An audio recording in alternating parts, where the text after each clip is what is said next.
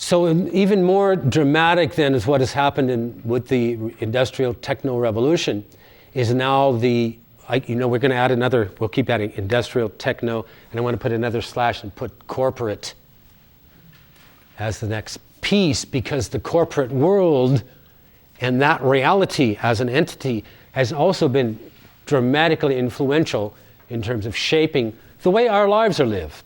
I have a friend who just wrote a book, a really close friend in Chimayo. I live in the mountains of New Mexico near a little town called Chimayo. And she just wrote a book, and it's called Chiva. Anybody know what Chiva means? You know Chiva? Chiva is a street name for heroin, a Hispanic street name for heroin. And the subtitle of the book is called A Village Takes on the Global Heroin Trade. And the book is about, one, the heroin addicts, and one particular heroin addict lived in this area that we're in, Chimayo. But what she did in this book was brilliant. She jumped from that person and his personal experience to the global realities of the largest growth industry in the world, right?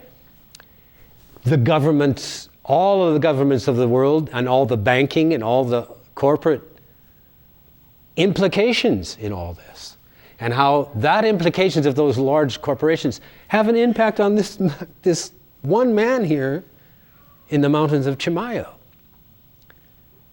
So the corporate world, again, this next more modern piece more recent piece has a big impact on a lot of what we learn in these institutions. Hello.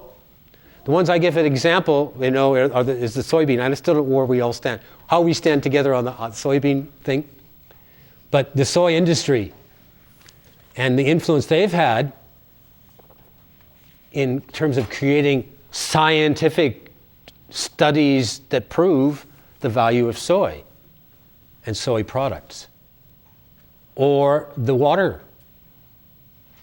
The one that the most, maybe more glaring one is the thing of water, the 8 ounces of, 8 glasses of 8 ounces a day.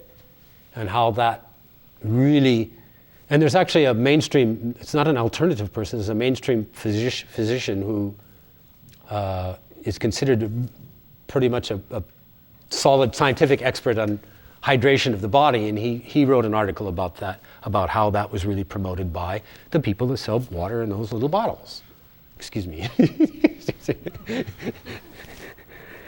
So I eat little and I drink little, and if I drink water, I drink it the way the Prophet said drink it, which is a sip at a time, because it really takes some effort it shouldn't be chug-a-lugged. So these corporations have influenced the legal industry, the whole world, corporate world. I have a friend who was a physician who quit being a physician because he said, I can't practice medicine because the legal parameters have forced me from doing so.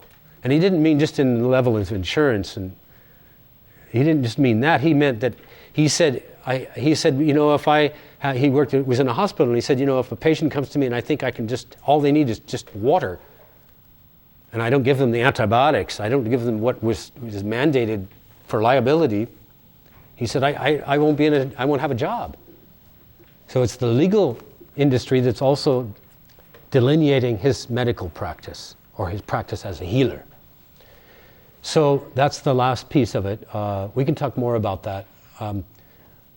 The friends I have who are in mainstream medicine are more vociferous critics of their own system than I am. And like I said, when I was working with the MD in Santa Barbara, I'd say, let's go with the antibiotics. And he'd say, no. So much time, let's try one more remedy. And my friend who's he's a cardiologist in California,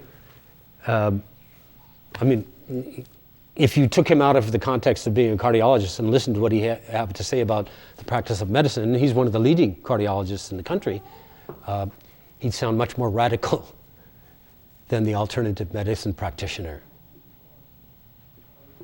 So we'll go into that some more. So are we ready is this time to take a break?